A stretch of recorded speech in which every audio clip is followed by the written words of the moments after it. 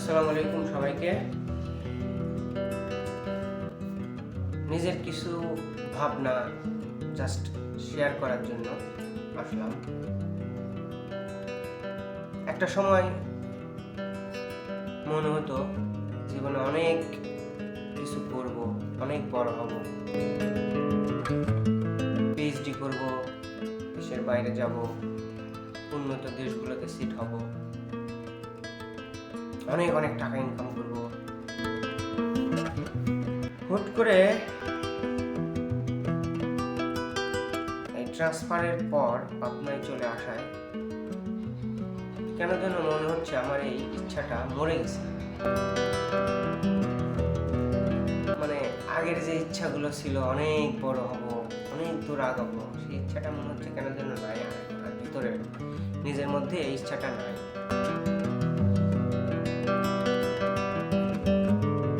আসলে There are no boundary of success. সাকসেসের কোনো boundary নেই।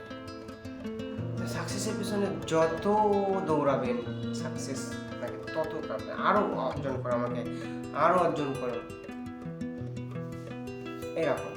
তার কারণে আসলে এই বাউন্ডারিলেস একটা জিনিসের পিছনে আর ছুটতে ইচ্ছা করে না। যদিও জীবনে আসলে আমি খুব বেশি একটা সফল মানুষ না, সফলতার ঝুড়িতে খুব বেশি কিছু নাই, তারপরেও লাইফের স্টেজে এসে এলাকায় চলে আসায় মনে হচ্ছে যে থাক, আর ভালো লাগে না, দরকার নেই। এই লাইফটা এখন কুল ডাউন, শান্তি, একদম ঠান্ডা হয়ে গেছে, শান্তির জীবনযাপন মনে হচ্ছে, এটাই। সো সাকসেস আর ভালো লাগে না। সাকসেসফুল মানুষ হওয়াটা তো আসলে খুব টাফ। কত সাকসেস অর্জন করবেন? যার দেখা যায় যে 1 কোটি টাকা আছে, সেভাবে আরো 1 কোটি টাকা হলে মনে হয় ভালো হতো। যার 2 কোটি আছে, 10 কোটি আছে, 1000 কোটি টাকা আছে, সেভাবে আর মনে হয় আরো 10,000 কোটি টাকা হলে ভালো হতো। মানে মানুষের আকাঙ্ক্ষা, চাহিদার কোনো শেষ নাই। আবার দেখা যায় যে যার কোটি কোটি, শত শত, হাজার কোটি টাকা আছে, আর একটা বাচ্চা নাই, সন্তান নাই, সে কিভাবে? আমার এত ধন সম্পদ, টাকা পয়সায় বৃথা, একটা যদি সন্তান থাকতো কিছুই লাগতো। আবার যার একটা সন্তান আছে, দেখা গেল সন্তানটা অসুস্থ, প্রতিবন্ধী, তার অনেক টাকা পয়সা, আইসিইউতে ভর্তি, তার মনে হয় আমার বাচ্চাটা যদি সুস্থ হয়ে উঠতো, তাহলে আজ আমি মনে হয় একটা সফল ব্যক্তি। বাচ্চাটা সুস্থ হওয়ার দরকার, কিচ্ছু লাগবে না, এত টাকা পয়সা, আমার সন্তানটা যদি ভালো হয়ে যেত, আল্লাহ আমার সন্তানটাকে সুস্থ করে দাও। এই যে মনে একটা আকুতি, আকাঙ্ক্ষা, সফলতার পিছনে ছুটতে ছুটতে ছুটতে আমরা শেষ। এই জন্য এখানে চলে আসছি শিকড়, এখানে এই সংস্পর্শে মনে হচ্ছে যে আমার মধ্যে থেকে এইগুলো ফুট করে উড়ে চলে গেছে, আর এই আকাঙ্ক্ষাটা কেন যেন যাচ্ছে না। বলতে পারেন যে এটা একটা সাইকোলজিক্যাল কোনো প্রবলেম আমার মধ্যে ডেভেলপ করছে কিনা, যে আমার মধ্যে সফলতা পাওয়ার যে চিন্তাধারা সেটা দূর হয়ে গেল। বাকি যতদিন বাঁচি মনে হচ্ছে যে টুকটুক করে এলাকাতেই কিছু করব, মানুষের একটু সেবা করব, চিন্তাধারা আছে। আর পরিবারকে বাকি সময়টা দেবো, হিউজ টাইম, সময়গুলো দিব পরিবারের সাথে, সুন্দর করে বাঁচব।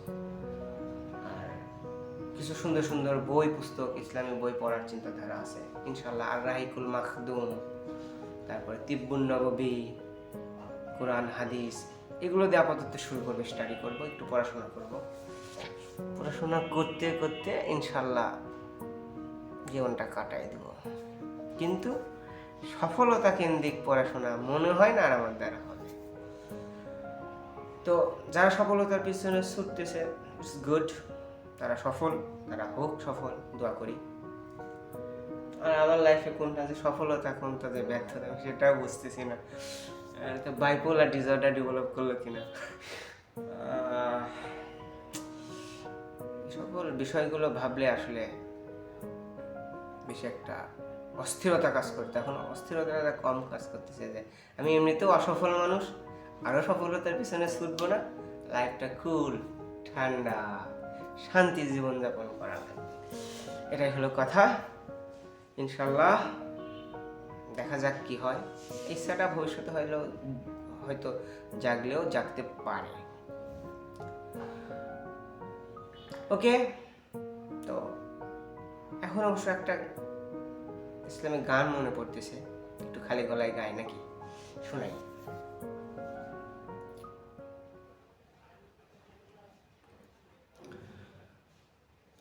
ডেকে নেবে যেদিন আমারে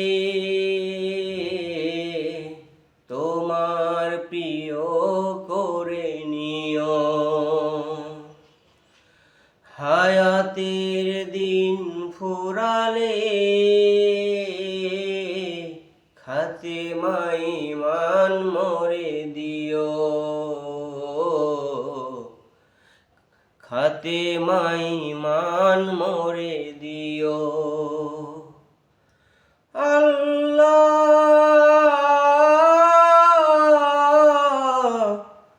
আল্লাহ কালেমা নসিবে মোরে দিও, খাতেমাই মান মোরে দিও। তোমাকে করেছি পর দুনিয়া বুকে, দুনিয়া করেছে পাপী মরি ধুকে ধুকে। তোমাকে করেছি পর দুনিয়া বুকে, দুনিয়া করেছে পাপী মরি ধুকে ধুকে। পরিণতি হবে কি